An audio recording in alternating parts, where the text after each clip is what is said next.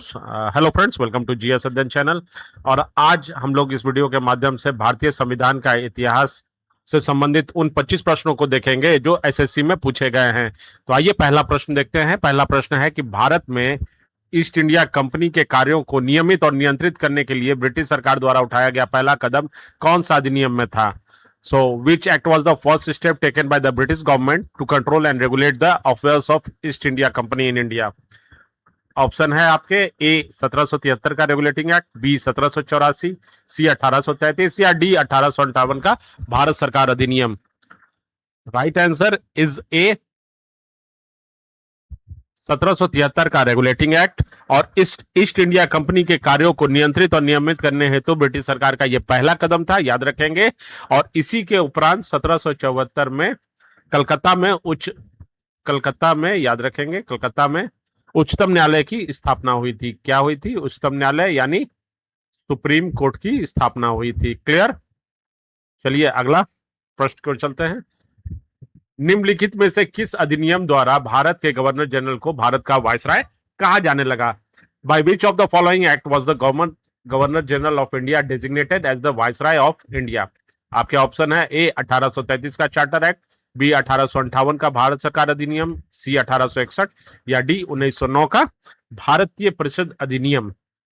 और सही जवाब है 1858 का भारत सरकार अधिनियम। और इसके तहत शासन सीधे ब्रिटिश राज के अधीन आया और गवर्नर जनरल को वायसराय का पद मिला। मैं आपको बता दूं कि लॉर्ड कैनिंग जो थे, लॉर्ड कैनिंग प्रथम वायसराय बने। लॉर्ड कैनिंग, याद रखिएगा, प्रश्न पूछा जाता है। नेक्स्ट क्वेश्चन, भारत में सांप्रदायिक निर्वाचन मंडल का जनक किसे माना जाता है? Who is known as the father of communal electorate in India? Lord Morley, Lord Minto, Lord Chelmsford या लॉर्ड कर्जन? और सही जवाब है, right answer is Lord Minto, B. और ये 1909 के मॉर्ले मिंटो सुधार में मुसलमानों के लिए पृथक निर्वाचन क्षेत्र की व्यवस्था की गई थी। और इसीलिए इसे लॉर्ड मिंटो को क्या, father of communal electorate in India कहा गया, यानी निर्वाचन मंडल का, सांप्रदायिक निर्वाचन मंडल का जनक कहा गया। क्लियर? नेक्स्ट क्वेश्चन, प्रांतों में द्वैध शासन किस अधिनियम द्वारा लागू किया गया था? By which act was dyarchy introduce in the provinces? देखिए सभी प्रश्न जो है एसएससी में पूछे गए हैं, उसी को मैं आप लोगों के सामने लेकर आया हूं। तो प्रांतों में द्वैध शासन किस अधिनियम द्वारा लागू किया गया है? सही आंसर है B, government of India act 1990 के तहत प्रांतों में द्वैध शासन लागू किया गया। इसके तहत प्रांतों में विषयों को, जो सब्जेक्ट था, उसको दो बांटकर, एक आरक्षित और हस्तांतरित में बांटकर द्वैध शासन लागू किया गया था। Clear? Next question, question number 5, 1934 में भारत के लिए संविधान सभा का विचार सबसे पहले किसने प्रस्तुत किया था? किसके लिए भारत के लिए संविधान सभा का विचार? Who first put the forward the idea of a constituent assembly for India in 1934? Mahatma Gandhi, M N Roy, C Jawaharlal Nehru या D B R Ambedkar? So the right answer is B, M N Roy. M N Roy के तहत ये 1934 में वामपंथी नेता एम एन रॉय ने सबसे पहले भारत के लिए औपचारिक संविधान सभा का विचार रखा था। क्लियर है? M N Roy. Next question, भारतीय संविधान सभा का गठन किस योजना या मिशन के सिफारिशों के तहत किया गया? भारतीय संविधान सभा गठन under the recommendation of which plan mission was the constituent assembly of India set up? SSC CGL 2022 में पूछा गया है। A Cripps mission, B cabinet mission, C Wavell योजना या डी माउंटबेटन योजना? आपका सही आंसर है बी, कैबिनेट मिशन 1946 के तहत। और ये इसी में संविधान सभा का गठन इसी मिशन की सिफारिश पर हुआ था। इसमें कौन कौन शामिल था मैं आपको बता दूं। एक पैथिक लॉरेंस थे, पैथिक लॉरेंस, दूसरा क्रिप्स और तीसरा जो थे वो अलेक्जेंडर। ये तीनों शामिल थे किसमें? कैबिनेट मिशन में 1946 में। नेक्स्ट क्वेश्चन, संविधान सभा की प्रथम बैठक 9 दिसंबर 1946 को हुई थी। इसके अस्थायी अध्यक्ष कौन चुने गए थे? The first meeting of the constituent assembly was held on 9 December 1946। Who was the elected at its temporary president? Doctor Rajendra Prasad, doctor Sachchidanand Sinha, H C Mukherjee या D B N Rao? Right answer is doctor Sachchidanand Sinha. और 9 दिसंबर 1946 को प्रथम बैठक में सबसे वरिष्ठ सदस्य होने के कारण इन्हें अस्थायी अध्यक्ष यानी प्रोटेम स्पीकर जिसे कहा जाता है, आज भी प्रोटेम स्पीकर का देखा जाता है। जब कोई नया लोकसभा गठन होता है तो उस समय एक प्रोटेम स्पीकर को चुना जाता है जो अस्थायी होता है। तो उस समय 9 दिसंबर 1946 को इसके अस्थायी अध्यक्ष जो थे डॉक्टर सच्चिदानंद सिन्हा थे। नेक्स्ट क्वेश्चन नंबर 8, विधानसभा के स्थायी अध्यक्ष के रूप में किसे चुना गया था? Who was elected as the permanent president of the constituent assembly? B R Ambedkar, Rajendra Prasad, Sultan Ahmad या Pandit Jawaharlal Nehru? So the right answer is doctor Rajendra Prasad को परमानेंट प्रेसिडेंट के रूप में संविधान सभा के स्थायी सदस्य के रूप में चुना गया था। Clear? B is the right answer. Next question, 13 दिसंबर 1946 को संविधान सभा में ऐतिहासिक उद्देश्य प्रस्ताव किसने पेश किया था? Who move the historic objective resolution in the constitution assembly on 13 December 1946? SSC CGL के क्वेश्चन है। जवाहरलाल नेहरू, बी आर अम्बेडकर, सरदार वल्लभ भाई पटेल या K M Munshi? Right answer is Jawaharlal Nehru A. उनके द्वारा 13 दिसंबर 1946 को संविधान सभा में ऐतिहासिक उद्देश्य प्रस्ताव ऑब्जेक्टिव रेजोल्यूशन पेश किया गया था, जो आगे चलकर आप बता दूं कि प्रस्तावना बना। जब संविधान हम लोग पढ़ेंगे पूरा तो उसमें हम लोग बात करेंगे। नेक्स्ट क्वेश्चन, संविधान सभा के संवैधानिक सलाहकार कौन थे? Who was the constitutional adviser to the constitution assembly? K M Munshi, B N Rao, Alladi Krishna Swami Ayyar या डॉक्टर बी आर अम्बेडकर?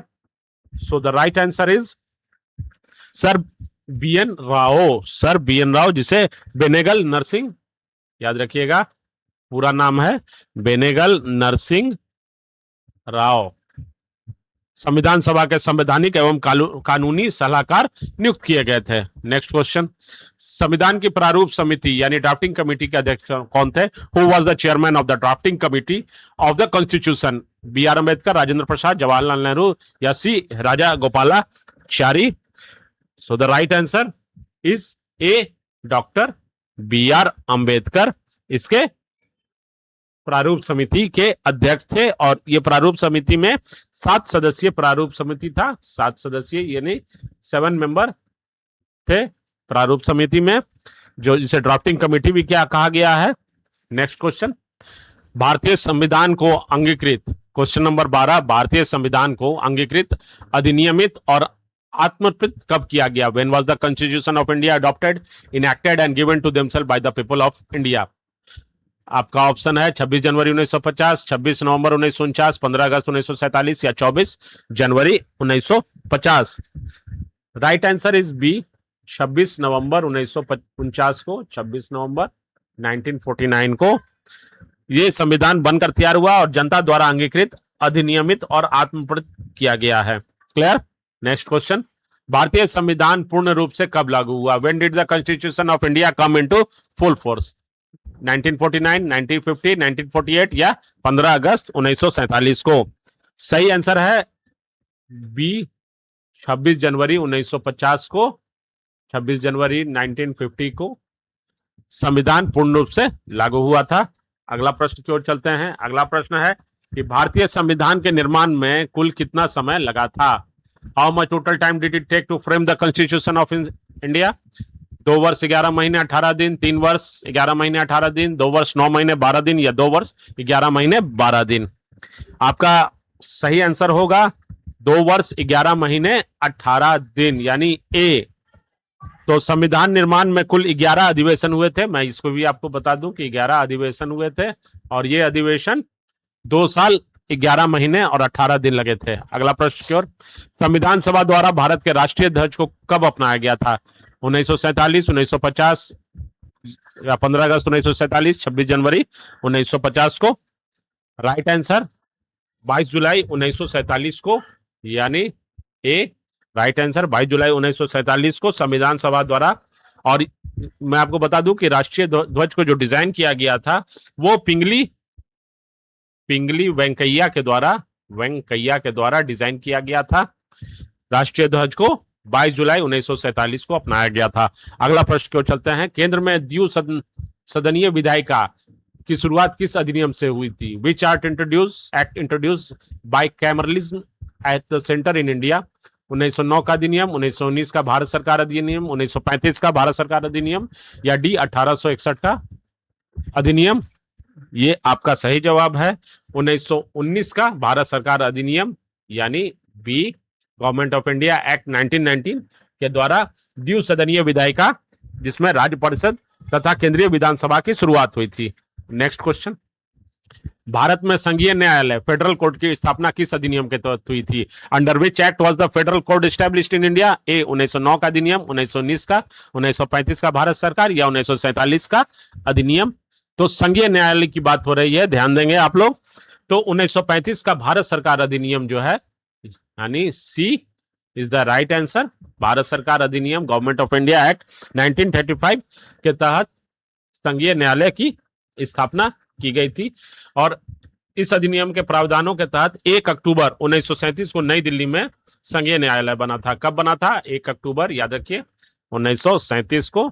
और कहां बना था? न्यू दिल्ली में, नई दिल्ली में संघीय न्यायालय की स्थापना की गई थी। क्लियर?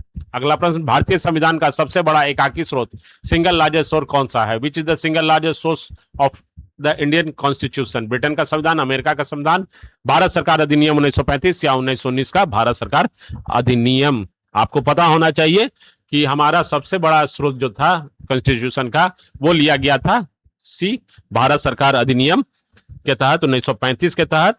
और इसमें लगभग 2/3 हिस्सा, यानी करीब 60 से 70% जो है हमारा गवर्नमेंट ऑफ इंडिया एक्ट 1935 से ही लिया गया, अधिनियम से ही लिया गया है। अगला प्रश्न की ओर चलते हैं। संविधान सभा की प्रांतीय संविधान समिति के अध्यक्ष कौन थे? Who was the chairman of the provincial constitution committee of the constitution assembly? Doctor B R Ambedkar, Sardar Vallabh Bhai Patel, Jawaharlal Nehru, या doctor Rajendra Prasad? Right answer is B, Sardar Vallabh Bhai Patel जो थे वो प्रोविंशियल कॉन्स्टिट्यूशन कमेटी यानी प्रांतीय संविधान समिति के अध्यक्ष थे, जिसे अध्यक्ष थे। सो right answer is B, Sardar Vallabh Bhai Patel.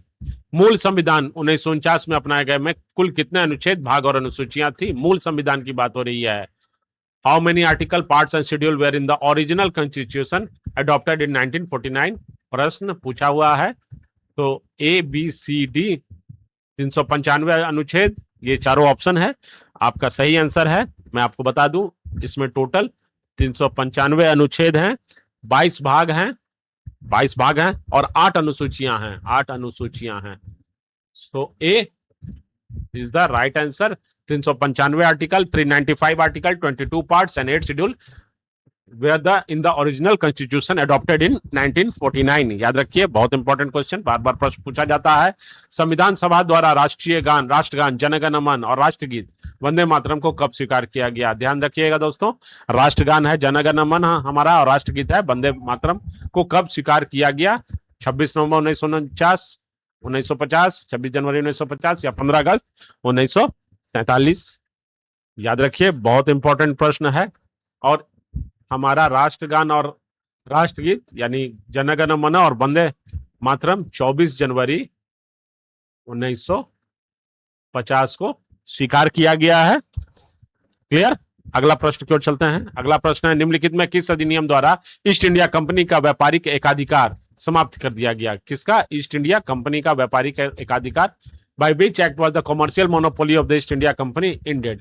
1793 का चार्टर एक्ट, 1813 का चार्टर एक्ट, 1833 का चार्टर एक्ट या 1853 का चार्टर एक्ट? किस अधिकार के तहत, किस एक्ट के तहत? याद रखेंगे, 1813 का चार्टर एक्ट के द्वारा कंपनी का भारत में व्यापारिक एकाधिकार समाप्त कर दिया गया। केवल चाय व चीनी के साथ व्यापार छोड़कर सारे एकाधिकार को 1813 में समाप्त कर दिया गया और इसको भी, चाय और चीनी को भी 1833 में समाप्त हुआ। क्लियर? संविधान सभा की संचालन समिति के अध्यक्ष कौन थे? Who was the chairman of the steering committee of the constitution assembly? Rajendra Prasad, B R Ambedkar, Jawaharlal Nehru या K M Munshi? Right answer is Rajendra Prasad. A, संविधान सभा की संचालन समिति यानी स्टीयरिंग कमेटी के अध्यक्ष जो थे, संचालक के अध्यक्ष डॉक्टर राजेंद्र प्रसाद थे। नेक्स्ट क्वेश्चन, भारत के प्रथम कानून मंत्री, फर्स्ट लॉ मिनिस्टर कौन थे? Who was the first law minister of independent India? Jawaharlal Nehru, Maulana Abul Kalam Azad, doctor B R Ambedkar या सरदार वल्लभ भाई पटेल? तो भारत के प्रथम कानून मंत्री थे B R Ambedkar, Shri doctor B R Ambedkar प्रथम कानून व न्याय मंत्री बने थे। तो प्रथम कानून मंत्री हो गए डॉक्टर बी आर अम्बेडकर, याद रखेंगे। लास्ट प्रश्न है कि संविधान सभा में मौलिक अधिकार उप समिति के अध्यक्ष कौन थे? Who was the chairman of the fundamental rights sub committee in the constitution assembly? JP Kripalani, SC. Mukherjee, Gopinath Bardoloi या के एम मुंशी? आपका राइट आंसर है जेबी कृपलानी, ए जेबी कृपलानी मौलिक अधिकार उप समिति के अध्यक्ष जेबी कृपलानी थे। क्लियर? सो दोस्तों, अगर आपको वीडियो से जानकारी मिली होगी तो लाइक शेयर सब्सक्राइब जरूर करें, और इस पर संबंधित प्रैक्टिस अगर आपको करना है 1773 से लेकर 1947 तक, तो आप मेरे चैनल पर जा सकते हैं, वहां मैं डिटेल में इसके बारे में बताया हुआ हूं। तो best of luck for your coming exam. धन्यवाद, थैंक्स। मिलते हैं नेक्स्ट प्रीवियस ईयर क्वेश्चन में अभी अपलोड कर रहा हूं। तो